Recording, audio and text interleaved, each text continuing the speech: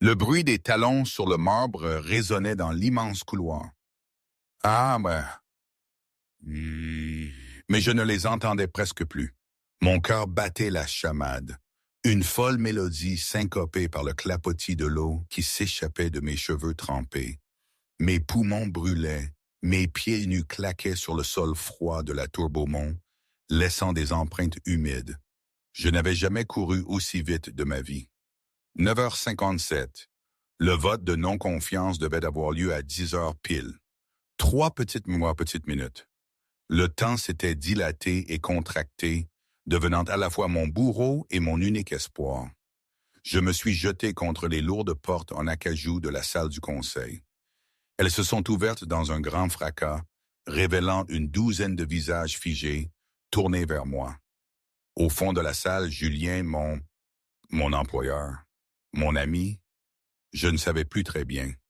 Son visage était tiré, ses épaules baissées, une image de défaite que je ne lui connaissais pas. Et puis il y avait Pierre et Charles Draven, le regard triomphant, presque goguenard. Je sentais déjà l'odeur du sang.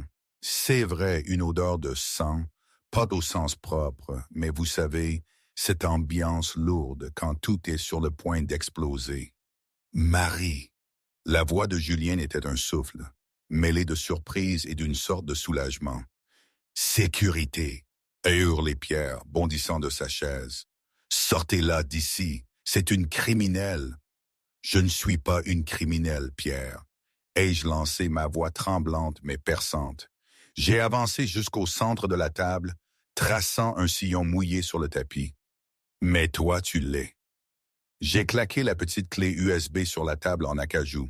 Le bruit sec a rompu le silence qui s'était installé.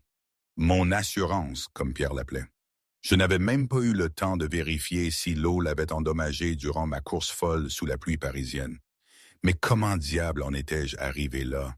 La prison, la pluie, cette course.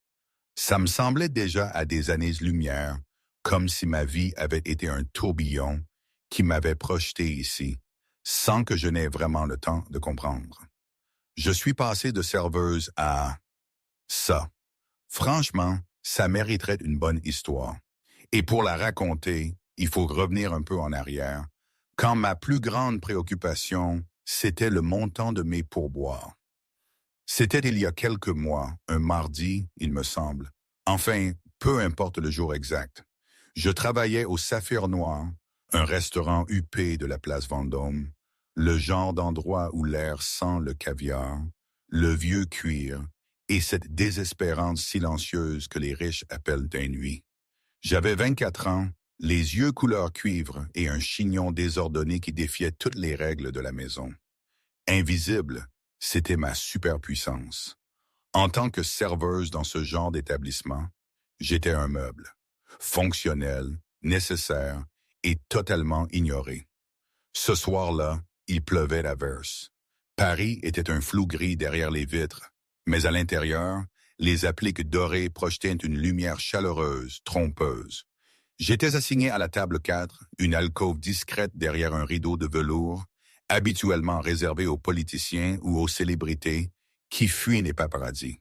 Ce soir-là, c'était Sophie Sinclair et Pierre Dubois. Tout le monde connaissait Sophie. Elle était la fiancée de Julien Beaumont, le PDG du groupe Beaumont, un géant de la technologie qui faisait tourner Paris, ou du moins l'éclairait.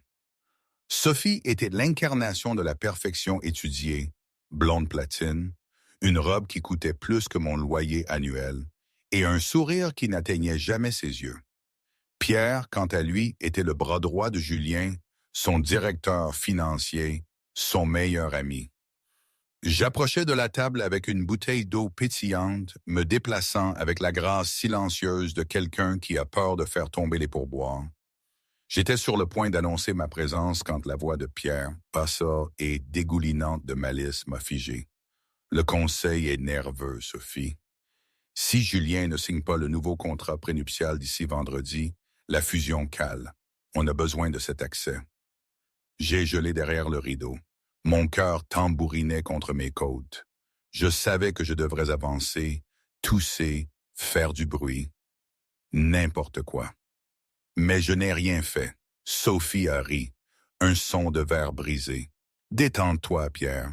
Il est complètement sous mon charme. Le pauvre idiot pense que j'organise un mariage. Moi, j'organise une prise de contrôle hostile. Une fois marié, ses droits de vote sont partagés. Je transfère les actifs vers les comptes offshore. On fait chuter l'action et le groupe Beaumont s'effondre. Ma prise sur le plateau en argent s'est resserrée jusqu'à ce que mes jointures blanchissent. Ce n'était pas juste une affaire, c'était une exécution corporative. Julien Beaumont était une figure publique, connue pour sa philanthropie. Il venait de faire don de 3 ailes à l'hôpital pour enfants où ma mère recevait un traitement contre la leucémie. C'était un homme bon entouré de requins. « Et nous ?» a demandé Pierre, sa main glissant sur la nappe pour couvrir celle de Sophie. « On prend l'argent et on disparaît », a-t-elle murmuré. Julien sera laissé avec une entreprise en faillite et le cœur brisé. Il est trop émotif. Il se noiera probablement dans l'alcool d'ici 1 an. Ils ont trinqué, un toast à la destruction. J'ai senti la bile monter dans ma gorge. J'ai reculé lentement, l'esprit en pleine ébullition. J'étais une nobody, une serveuse avec 42 € sur mon compte et une montagne de dettes. Si je parlais, qui me croirait? Sophie Sinclair était une reine des médias. Moi, j'étais juste la bonne. Mais en retournant vers la cuisine, passant devant le portrait encadré de Julien Beaumont qui pendait près du bureau du directeur, j'ai regardé ses yeux. Ils avaient l'air fatigués, seuls. Il ne sait pas, ai-je pensé. Il va droit au massacre. Ce soir-là, je n'ai pas dormi. Je me suis retourné sans cesse dans mon petit appartement à Saint-Denis, le bruit de la pluie contre la fenêtre comme un tic-tac d'horloge. Vendredi, le mariage et la signature des documents, c'était dans 3 jours. Je devais faire quelque chose. Mais dans un monde où l'argent hurlait et la vérité chuchotait, comment pouvais-je bien me faire entendre? Le lendemain soir, l'ambiance au Saphir Noir était électrique. C'était l'anniversaire de Julien Beaumont. Tout le restaurant avait été réservé pour une fête privée organisée par Sophie. La salle était remplie de l'élite parisienne, banquiers, acteurs, politiciens, une mer de cravates noires et de colliers de diamants. Au centre de tout cela se trouvait Julien Beaumont. Il semblait différent en personne qu'à la télévision. Grand, des épaules larges qui semblaient lourdement chargées d'un fardeau invisible. Ses cheveux sombres étaient parsemés de gris aux tempes, et même s'il souriait aux invités, ses yeux restaient distants. On aurait dit un homme entouré de monde mais complètement seul. J'étais assigné à la table d'honneur, mes mains tremblantes en ajustant les couverts. C'était ça. Ma seule chance. Sophie jouait parfaitement son rôle de fiancée aimante. Elle touchait le bras de Julien, riait à ses blagues, portait un toast à son génie. À leur côté, Pierre Dubois jouait le meilleur ami loyal, lui tapant dans le dos. C'était écœurant. Je me suis déplacé autour de la table, servant un cabernet millésimé. En arrivant devant Julien, il a levé les yeux. Pendant une fraction de seconde, nos regards se sont croisés. « Merci », a-t-il dit doucement. La gratitude sincère dans sa voix m'a brisé le cœur. La plupart de ces gens ne remarquaient même pas mon existence, mais le milliardaire qui était sur le point de tout perdre avait pris le temps de me dire merci. Je suis retourné à l'arrière. J'ai saisi un petit carnet de mon tablier, celui que j'utilisais pour prendre les commandes de boissons. Ma main tremblait en écrivant. « Elle n'est pas celle que vous croyez.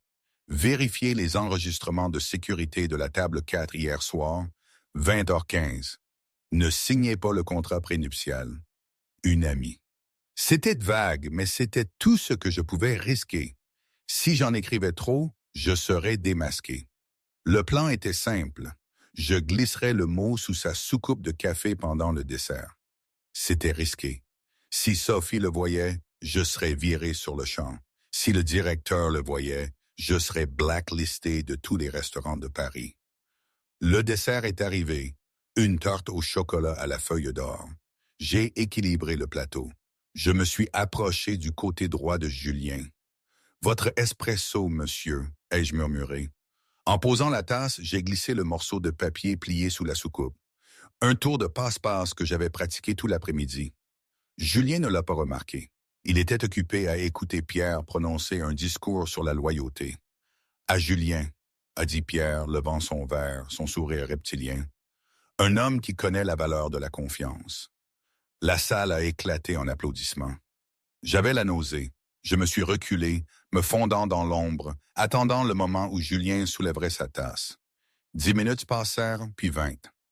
Julien n'avait pas touché le café, trop occupé à recevoir les félicitations. Je l'observais depuis la station du service, mon anxiété montant en flèche. Finalement, la fête a commencé à s'éteindre. Sophie s'est levée, lissant sa robe de soie. « Chérie, on y va. La voiture attend. » Julien a hoché la tête, l'air épuisé. Un instant, j'ai besoin d'une dose de caféine. J'ai retenu mon souffle. Il a tendu la main vers la tasse. Il l'a soulevée. Le petit papier blanc plié était là, sur la soucoupe, éclatant contre la céramique sombre. Julien a froncé les sourcils. Il l'a ramassé. Mon cœur s'est arrêté. Il l'a déplié. Ses yeux ont balayé le texte griffonné. Son front s'est plissé. Il a levé les yeux, scannant la salle, son regard aiguisé et calculateur. Il ne regardait pas Sophie ou Pierre. Il regardait le personnel. Ses yeux se sont posés sur moi. Je n'ai pas détourné le regard. Je ne pouvais pas. À cet instant, un courant silencieux est passé entre nous. Une supplication, croyez-moi. Mais avant que Julien ne puisse réagir, Sophie s'est penchée par-dessus son épaule. « Qu'est-ce que c'est, chérie? Un admirateur secret? » Elle lui a arraché le mot des mains. J'avais envie de hurler. Sophie le lut. La couleur a quitté son visage, la laissant pâle sous le maquillage. Ses yeux se sont posés sur moi avec la férocité d'une vipère acculée. Elle savait, elle s'est souvenue de moi la veille au soir. Sophie a froissé le mot dans sa main et a ri, un son aigu et cassant. Oh, franchement, le personnel ici est si peu professionnel, essayant de solliciter des pourboires avec des histoires à faire pleurer. « Laisse-moi voir ça », a dit Julien, sa voix baissant d'un octave. « Ce n'est rien », a dit Sophie, jetant la boule froissée dans un verre de vin à moitié vide. L'encre a commencé à s'estomper instantanément, dissolvant la preuve. Juste une serveuse qui demande de l'argent. Allez, Julien, ne laisse pas la bonne gâcher ta soirée. Julien a regardé le papier en train de se dissoudre, puis Sophie et enfin moi. Son expression était illisible. Il s'est levé lentement. Je me suis préparé au pire. Julien a marché vers moi. Toute la salle semblait retenir son souffle. Il s'est arrêté à 60 centimètres de moi. Imposant, il rayonnait de puissance, avec un léger parfum de bois de santal. « C'est vous qui avez écrit ça ?» a-t-il demandé. J'ai regardé Sophie, qui me fixait d'un regard promettant des représailles. Puis j'ai regardé Julien. « Oui », ai-je chuchoté. Julien a étudié mon visage. « Pourquoi ?»« Parce que ma voix tremblait, mais j'ai tenu bon. Vous méritez de connaître le prix de la loyauté. » Pendant un instant, Julien a eu l'air de vouloir en demander plus. Mais alors, le directeur du restaurant, un homme petit et nerveux nommé Monsieur Dupont, s'est précipité en sueur. « Monsieur Beaumont, y a-t-il un problème? Cet employé vous importune-t-elle? » Sophie est intervenue, sa voix glaciale. Elle nous harcelait, passait des notes, demandait de l'argent. C'est dégoûtant, vraiment. Je ne me sens pas en sécurité ici. Monsieur Dupont s'est tourné vers moi, son visage pourpre de rage. « Marie, sortez. C'est fini. Virez sur le champ. »« Mais, ai-je commencé. « Dehors !» ait hurlé Dupont. « Ne pointez même pas. Partez !» J'ai regardé Julien, espérant qu'il interviendrait, espérant qu'il verrait la vérité. Mais Julien est resté là, son visage masqué par une indifférence stoïque. Il ne m'a pas sauvé. Il n'a pas dit un mot. Il m'a tourné le dos et s'est éloigné, prenant le bras de Sophie. J'ai senti des larmes me piquer les yeux. J'ai détaché mon tablier, l'ai laissé tomber par terre et suis sorti dans la nuit froide et pluvieuse. J'avais fait ce qu'il fallait, et ça m'avait tout coûté. Moment, je dois faire une pause ici. Toute cette situation avec Julien, Sophie et cette idée d'un empire technologique qui ressemblait plus à un nid de vipères était vraiment absurde. Je veux dire, réfléchissez-y. Des gens qui se détestent, mais se sourient, qui planifient des coups bas dignes de films d'espionnage, le tout pour de l'argent et du pouvoir. Dans ma petite cité, on se serait chamaillé pour une place de parking, mais là, c'était le monde qui vacillait. J'étais une fille simple qui se battait pour payer l'essence de la voiture de ma mère et ses médicaments. Et soudain, je me retrouvais plongé dans cette folie. C'était un contraste tellement violent que je me sentais déphasé, comme si je ne devais pas être là ou que ce n'était pas réel.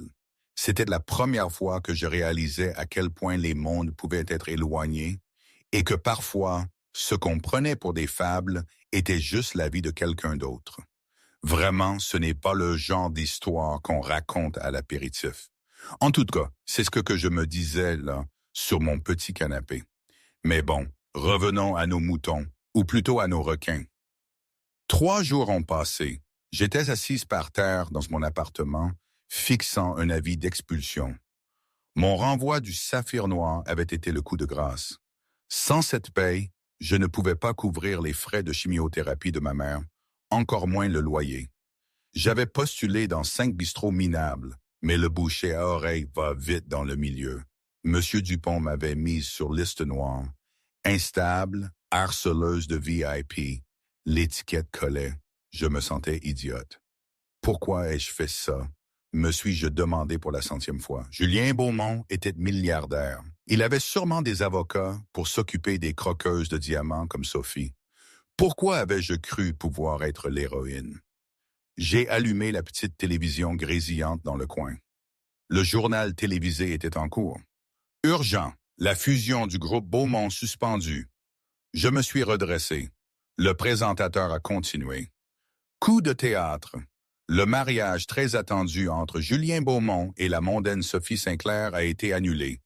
Selon nos sources, M. Beaumont a lancé un audit interne des finances de la société. Le directeur financier Pierre Dubois a été mis à pied.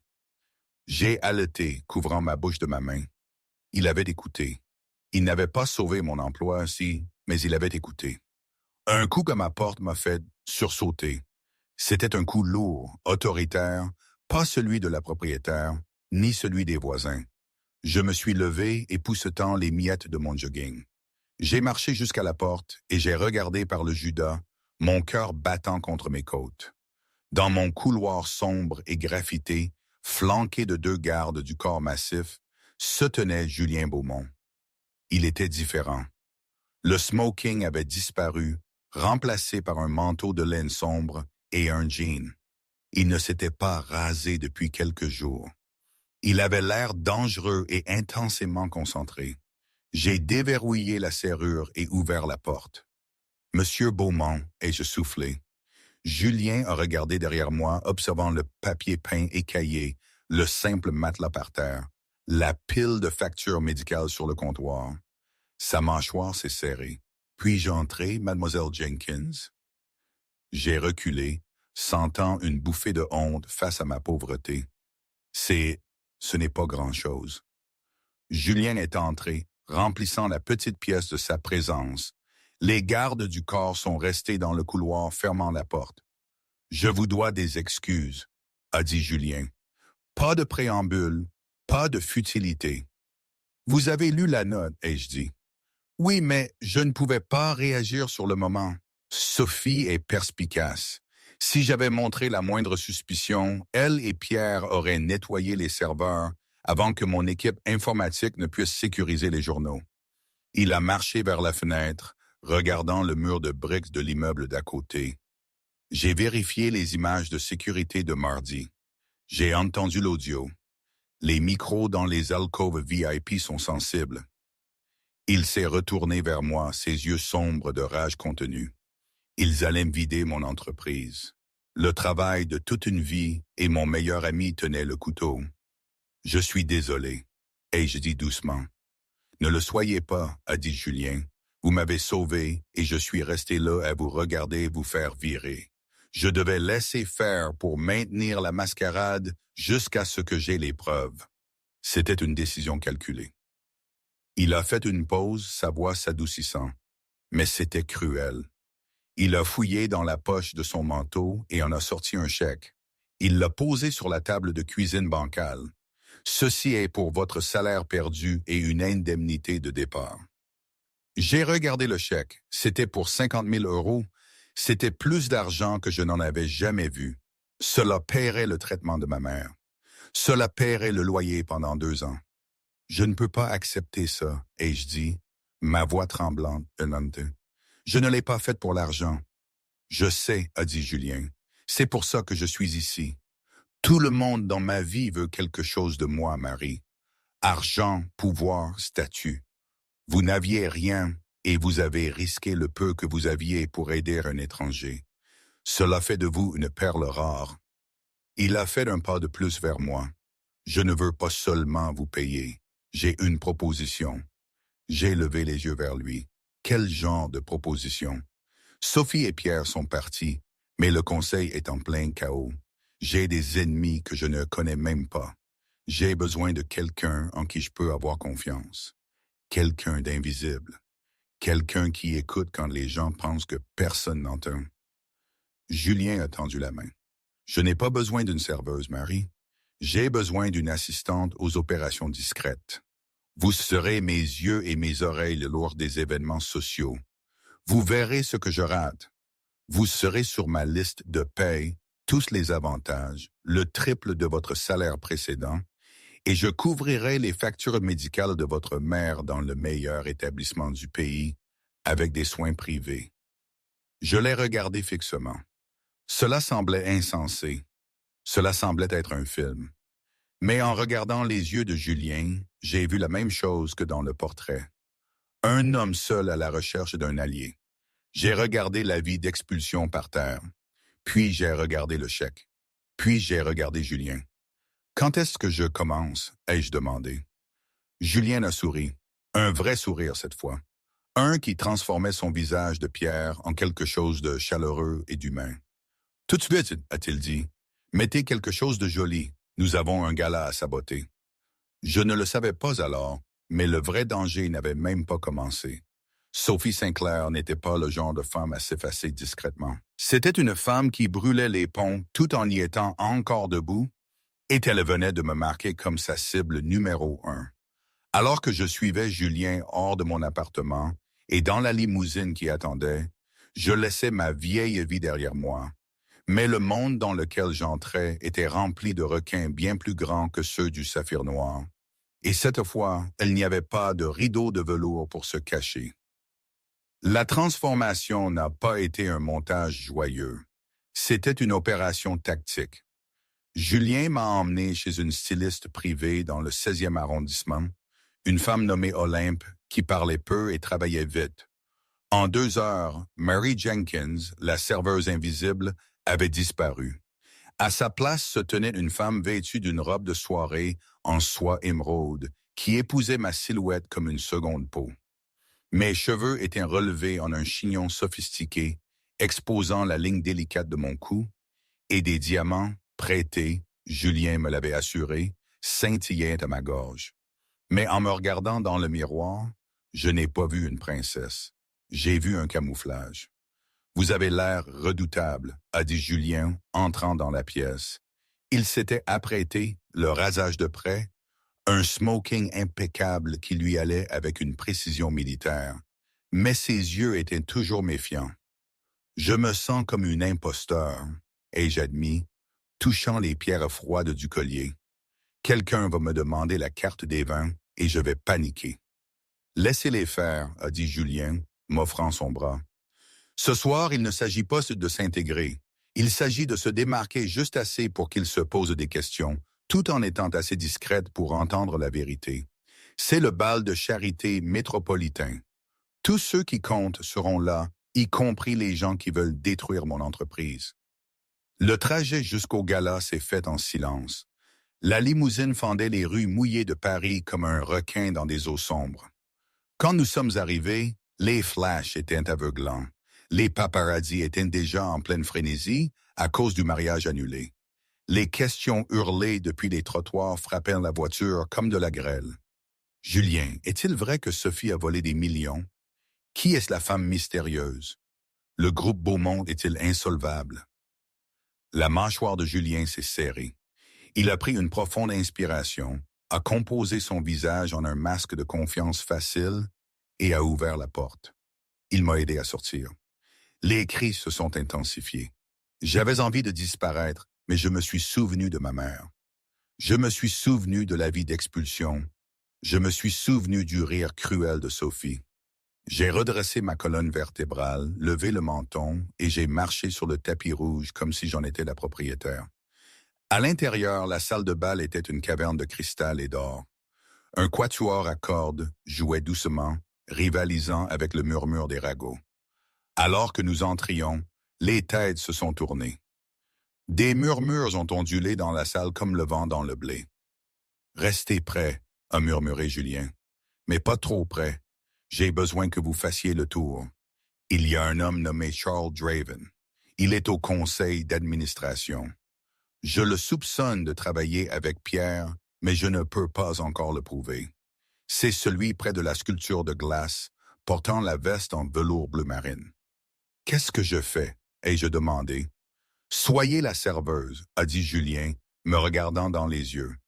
Pas littéralement, mais utilisez cette compétence. Anticipez les besoins. Regardez qui est vide. Regardez qui est nerveux. Les gens ignorent la belle femme près du bar tout autant qu'ils ignorent le personnel. Julien s'est éloigné pour saluer un sénateur, me laissant dériver. Je me suis dirigé vers le bar, commandant une eau pétillante avec un zeste de citron vert. J'ai observé la salle. C'était une perspective différente de ce côté du tablier. J'ai vu le désespoir dans les yeux des hommes agrippant leur verre de whisky, les sourires forcés des femmes s'ennuyant des fanfaronnades de leur mari. J'ai repéré Charles Draven. C'était un homme corpulent au visage rougi, faisant la cour à 3 autres hommes. Je me suis rapproché, feignant d'admirer la sculpture de glace, un cygne massif fondant lentement dans la chaleur de la pièce. Je leur ai tourné le dos, sirotant de ma boisson, laissant mes yeux perdre leur focalisation pour que mon ouïe puisse s'aiguiser. C'était une astuce que j'utilisais au restaurant pour savoir quand une table était prête à tourner. « Beaumont est instable », disait Draven, sa voix basse. « L'annulation le prouve. L'action a chuté de 6 points ce matin. Si nous poussons pour un vote de non-confiance lundi, nous pourrons le démettre de ses fonctions de PDG. » « Mais qui prend le relais ?» a demandé une autre voix. « Victor Cahen est prêt à intervenir », a chuchoté Draven. Il a déjà racheté la dette. Une fois Julien dehors, Cahen acquiert l'entreprise pour une bouchée de pain et nous recevons tous notre part. Mon sang s'est glacé. Victor Cahen était le plus grand rival de Julien, un homme connu pour dépecer les entreprises et licencier des milliers d'employés. Il ne s'agissait pas seulement de Sophie. C'était un assassinat coordonné de l'héritage de Julien. Un original paragraph here. Parfois, alors que je feignais de m'intéresser à la forme des glaçons, je me suis senti transporté loin de cette opulence bruyante. J'ai pensé à ma mère, à son rire fragile quand je lui racontais mes journées au Saphir Noir, ses petits soucis de potager sur le balcon. Les gens ici, ils se battaient pour des millions, pour le contrôle de vastes réseaux, tandis que chez nous, un simple rayon de soleil était une victoire. La disparité était vertigineuse. C'était à ces moments-là que je me demandais si j'avais vraiment ma place, si je n'étais pas juste une erreur de casting. Et mon père, je ne sais pas pourquoi, mais il m'est venu à l'esprit. Ce joueur invétéré, parti quand j'étais enfant, il disait toujours qu'il fallait se méfier des promesses trop belles.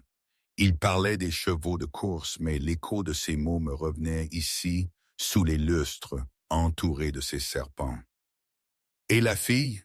a demandé le troisième homme. « Celle qu'il a amenée ce soir, » a ricané Draven. « Goût du moment, probablement une distraction, ignorez-la. Elle n'est personne. Personne, ai-je pensé. Bien.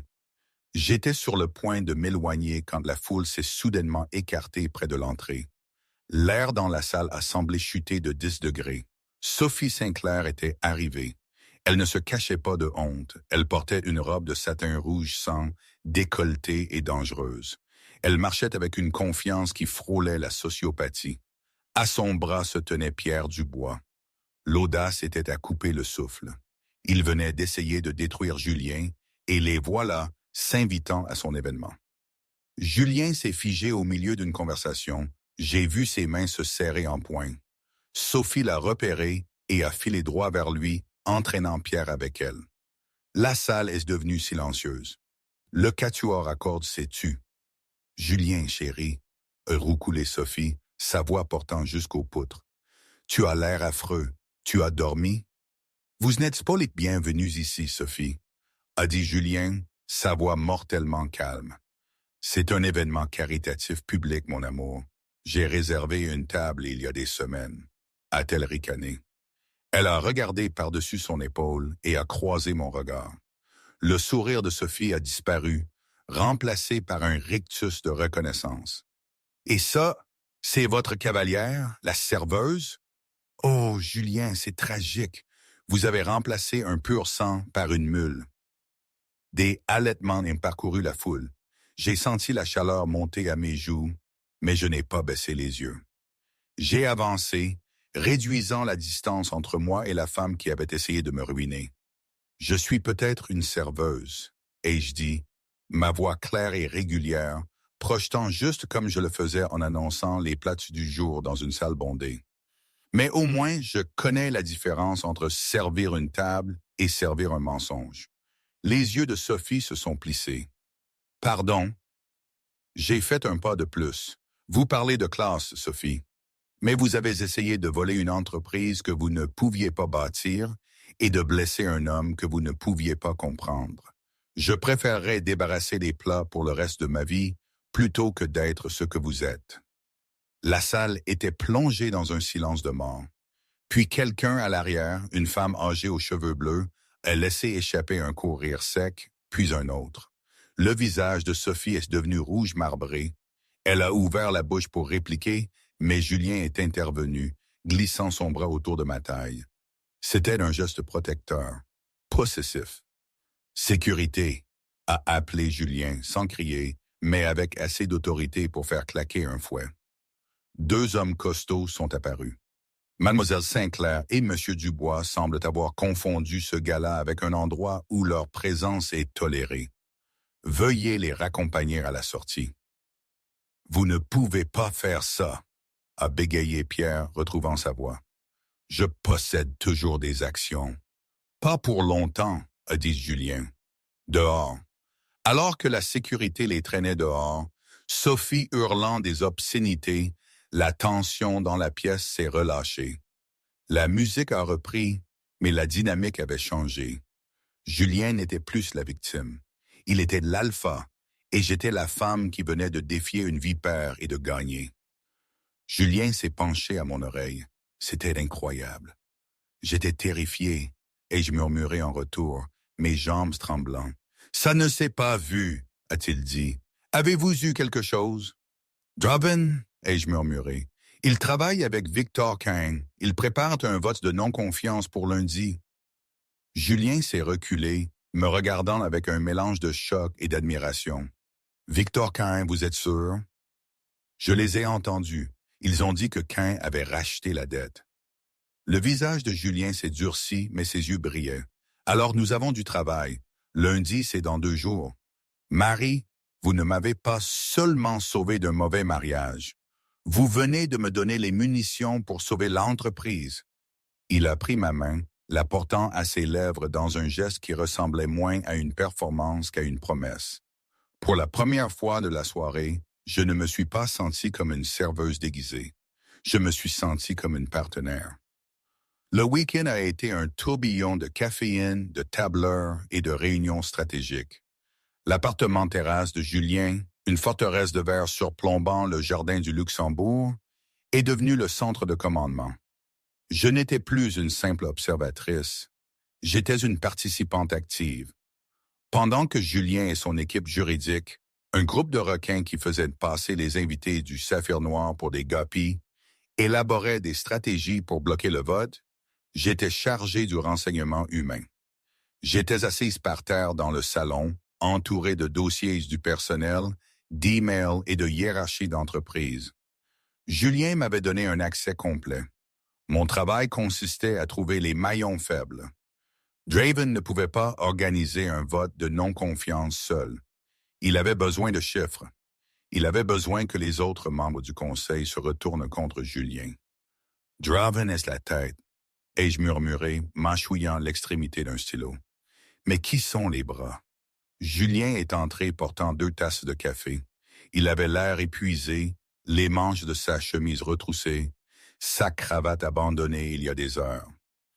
Il était 3 heures du matin le dimanche. Vous devriez dormir, a-t-il dit, posant la tasse près de moi. Je ne peux pas, ai-je dit. Si Cain prend le relais, il dissout le fonds médical.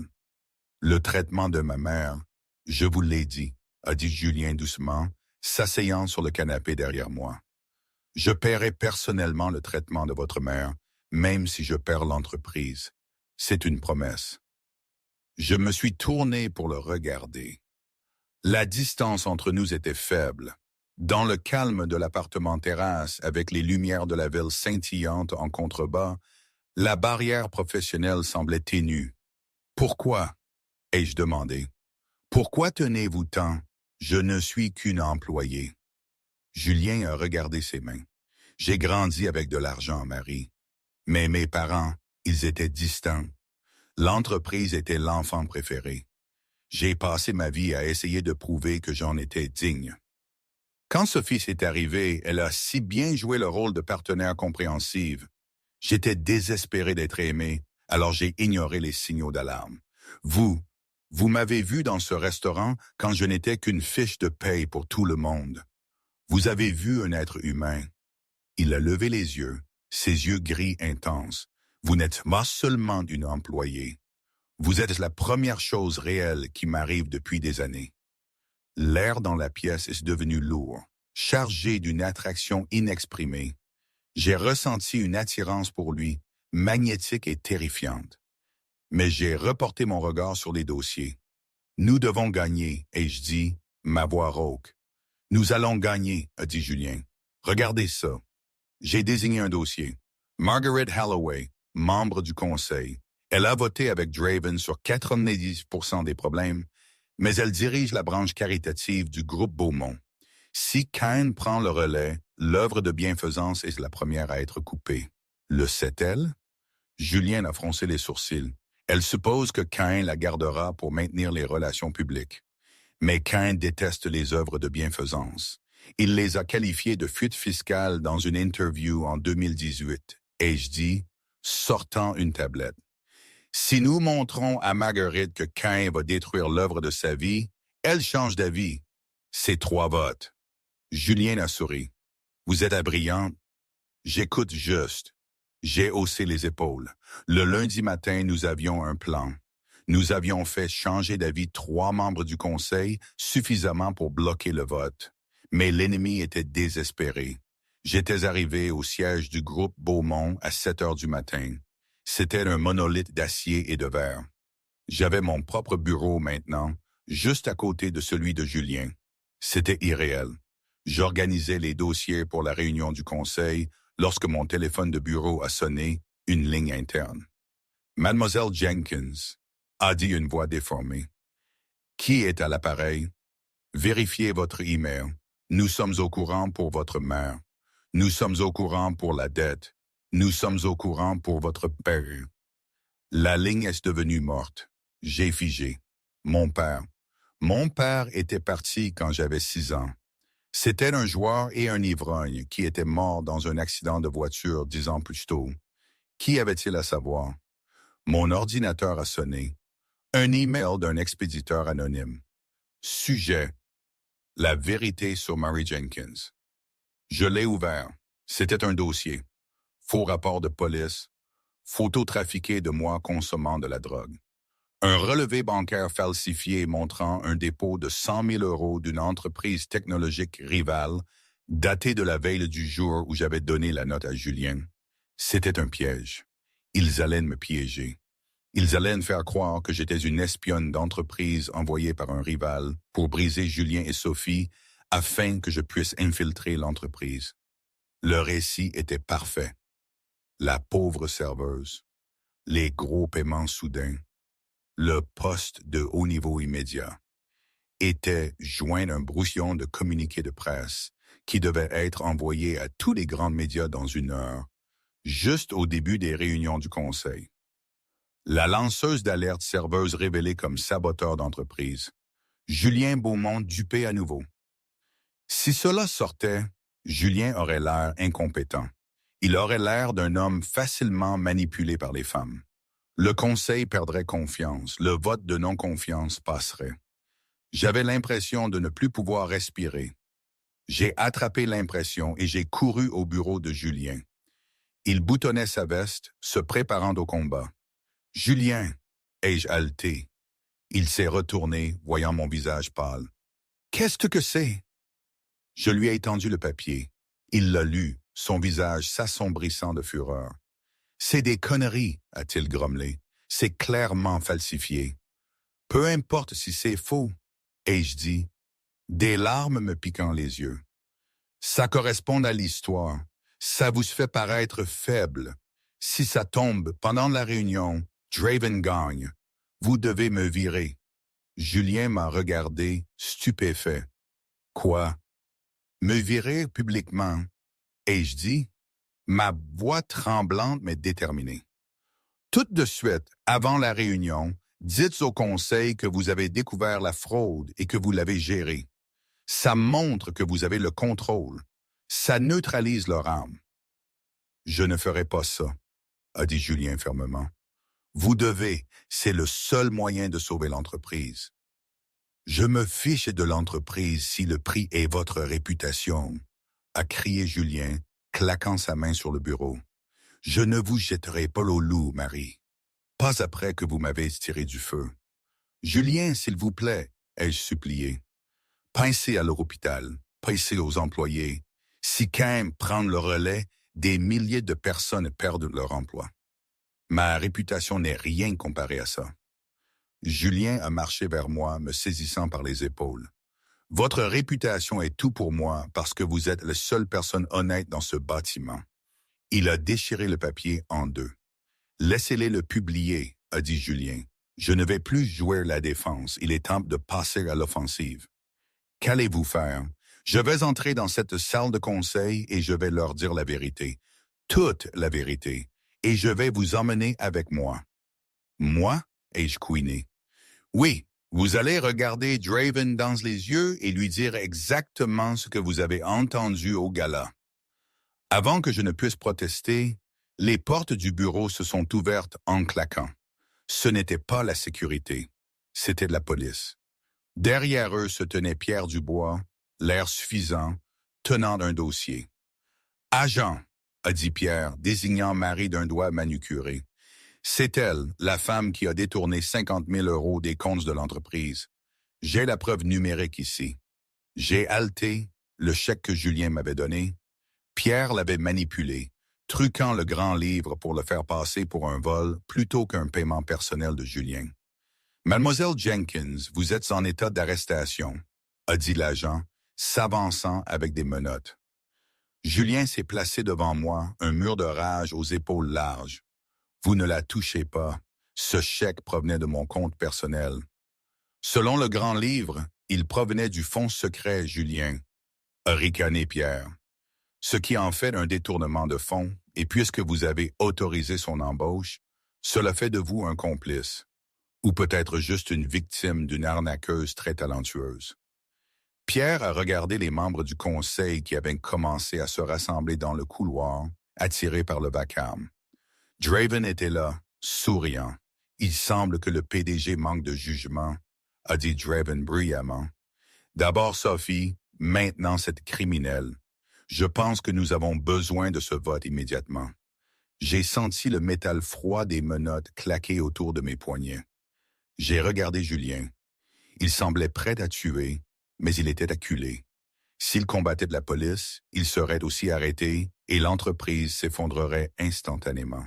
« Ne vous battez pas, Julien, » ai-je dit doucement alors que l'agent me tirait le bras. « Gagnez le vote, sortez-moi plus tard. » Les yeux de Julien étaient emplis d'agonie. « Marie, gagnez !» ai-je ordonné, alors qu'il m'emmenait, me faisant traverser la cohue des visages méprisants des membres du conseil et le sourire triomphant de Pierre Dubois. Je n'ai pas baissé les yeux. J'ai gardé la tête haute. J'étais dans le ventre de la bête maintenant. J'avais été piégé, arrêté et humilié. Mais alors que les portes de l'ascenseur se refermaient, coupant ma vue de Julien, je savais d'une chose. Ce n'était pas fini. Pierre Dubois avait commis une erreur fatale. Il pensait qu'il avait affaire à une serveuse qui s'effondrerait sous la pression. Il ne réalisait pas qu'il avait affaire à une femme qui avait survécu grâce au pourboire et au courage toute sa vie. Il m'avait enfermé dans une cellule, mais il avait oublié de vérifier si j'avais encore les clés. Et Murray Jenkins en avait toujours une de rechange. J'ai senti la petite clé USB dans ma poche, celle que j'avais glissée de la veste sans surveillance de Pierre Augala quand il avait été expulsé. Je n'avais pas eu le temps de la vérifier. J'espérais que la police ne fouillerait pas ma poche avant que je ne puisse la cacher. La guerre venait de passer de la salle du conseil à la cellule de garde à vue. La cellule de garde à vue sentait le café éventé et le nettoyant industriel. J'étais assise sur le banc de métal dur, mes poignets endoloris là où les menottes avaient été. Ils avaient pris mon téléphone, mon sac à main et ma dignité, mais ils n'avaient pas trouvé la petite clé USB argentée. Dans le chaos de l'arrestation, j'avais réussi un tour de passe-passe que j'avais perfectionné pendant les coups de feu du dîner, lorsque je glissais des petits pains supplémentaires aux enfants affamés. Alors que l'agent m'attrapait le bras gauche, ma main droite avait glissé dans ma poche, avait palpé la clé et l'avait glissée dans l'ourlet caché de ma manche. Elle était actuellement pressée contre mon poignet, froide et dure. La porte a bourdonné et s'est ouverte. Un détective est entré. « Détective Miller », a-t-il dit, l'air fatigué. « Votre avocat est là », a-t-il grommelé. J'ai cligné des yeux. Je n'ai pas appelé d'avocat. Je l'ai fait. Une voix est venue du couloir. Un homme en costume gris impeccable est entré. Ce n'était pas l'un des requins de la finance du groupe Beaumont. Il était plus âgé, avec des yeux doux derrière des lunettes cerclées de fils. Je l'ai reconnu sur les photos du bureau de Julien. C'était Arthur Penhaligon, l'avocat de la famille de Julien, le seul à qui Julien faisait confiance pour son patrimoine personnel, pas pour les affaires de l'entreprise. « Monsieur Beaumont m'a envoyé », a dit Arthur posant sa maillette. « Il est actuellement en réunion du conseil, se battant pour sa survie. Mais sa première instruction était de vous faire sortir. » L'accusation de détournement de fonds, ai-je commencé. « Déjà en train de s'effondrer », a dit Arthur avec un sourire sombre. Julien a envoyé le reçu de virement bancaire de sa fiducie privée. L'argent n'était pas des fonds de l'entreprise, c'était un don personnel. Pierre Dubois a manipulé le grand livre interne pour le faire passer pour des fonds d'entreprise, mais le numéro de routage bancaire réel prouve le contraire. Le détective Miller a accepté de vous libérer en attendant une enquête plus approfondie. J'ai ressenti une vague de soulagement si forte que j'ai failli m'effondrer. Je dois aller au bureau tout de suite. Marie, a averti Arthur, vous avez été arrêtée. Vous devriez rentrer chez vous. Faire profil bas. Non, je me suis levé, serrant ma manche là où la clé USB était cachée. Pierre ne m'a pas seulement piégé. Il vend l'entreprise à Victor Quin aujourd'hui. J'ai la preuve. Les yeux d'Arthur se sont écarquillés. Quelle preuve? La clé. Je l'ai prise de la veste de Pierre au gala. Je ne savais pas ce qu'il y avait dessus avant de me souvenir de quelque chose que Pierre avait dit à Sophie. Je garde l'assurance dans ma poche. Arthur a vérifié sa montre. Oh, le vote de non-confiance est prévu pour 10 heures. Il est 9h40. Procurez-moi une voiture, ai-je dit, ma voix impérieuse.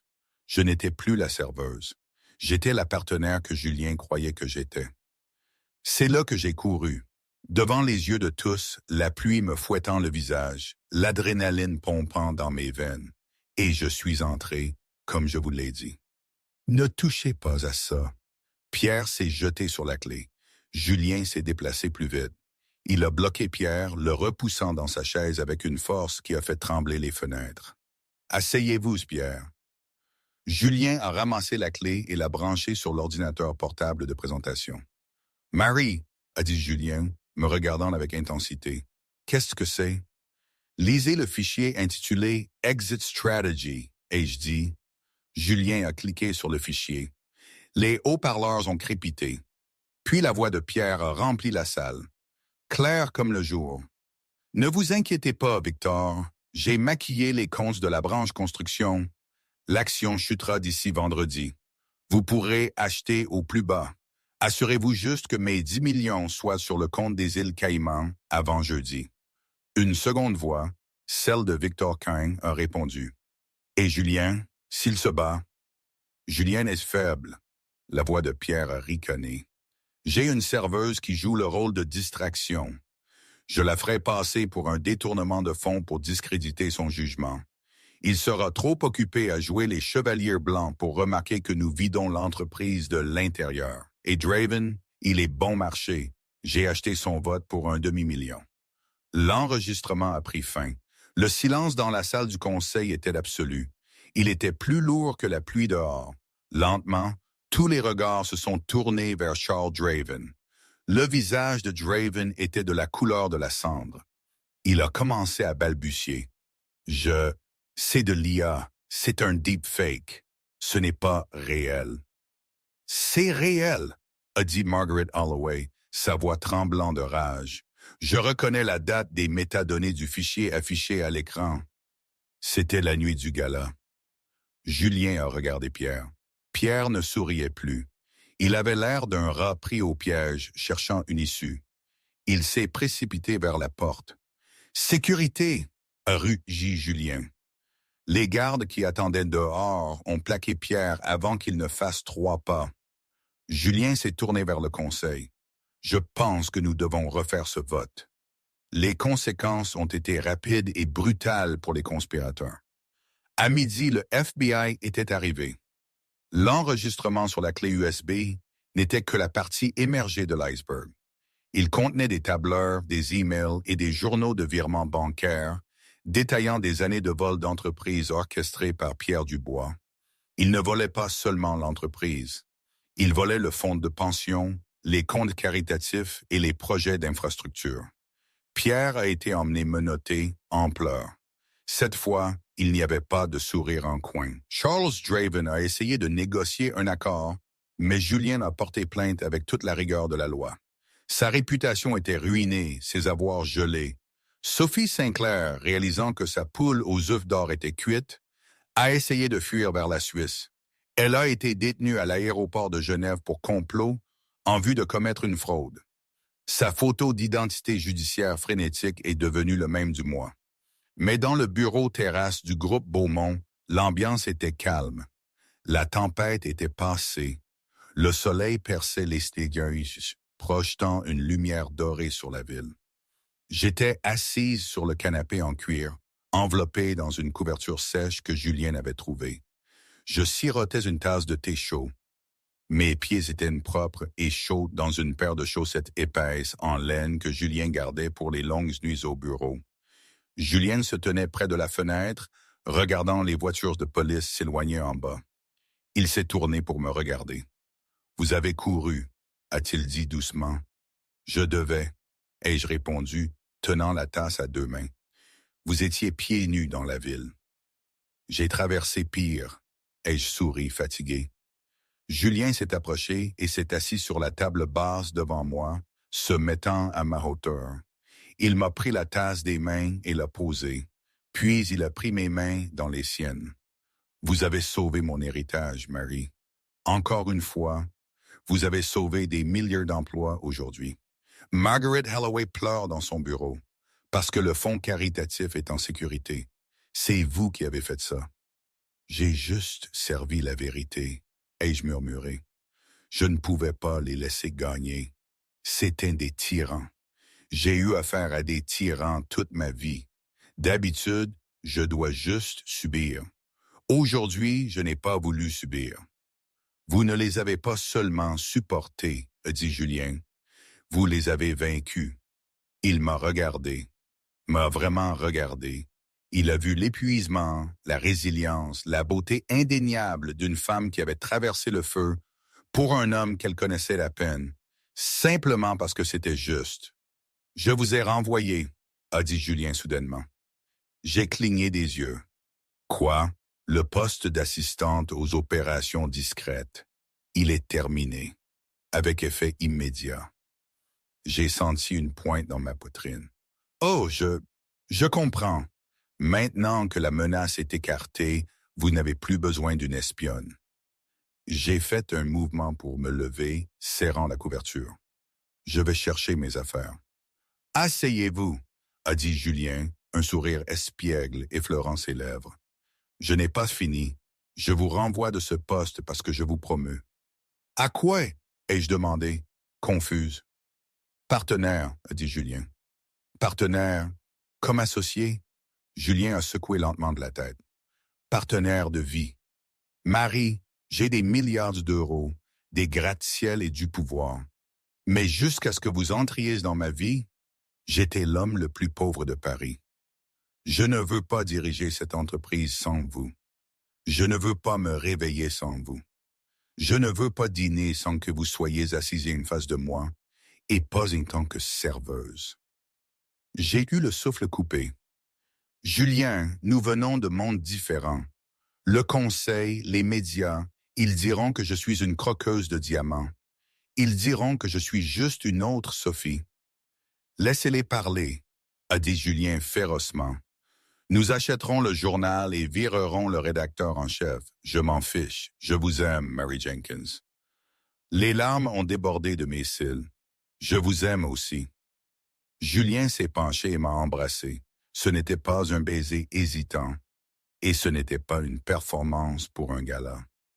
C'était profond, passionné et rempli de la promesse d'un avenir qui n'appartenait qu'à nous.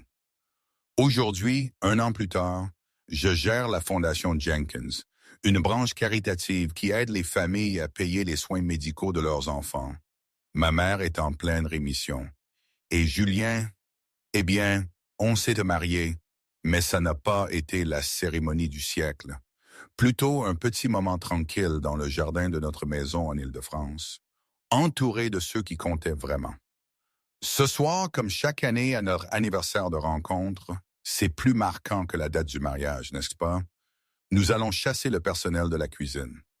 Je mettrai mon tablier, Julien ouvrira une bouteille, je lui cuisinerai un bon steak et il me versera l'eau, et nous trinquerons. À la table 4, dira-t-il en levant son verre. Et au pourboire, je répondrai avec un clin d'œil. On rit, parce que notre histoire n'est pas un conte de fées parfait, vous savez. On a des désaccords, des peurs, des jours où tout semble incertain. Mais notre maison n'est plus vide. Elle est remplie de cette monnaie qui, au final, est la seule qui compte vraiment. La confiance, la loyauté et un amour un peu fou, né au milieu des mensonges. C'était un pari insensé, non? Risquer sa vie pour un étranger. Mais la vie elle-même n'est-elle pas une suite de paris? Et si ce n'est pas pour faire ce qui est juste, alors pourquoi faire? Franchement, même aujourd'hui, je ne sais pas si j'ai tout compris. Est-ce qu'on comprend jamais vraiment? Je ne crois pas. Mais c'est mon histoire et elle est bien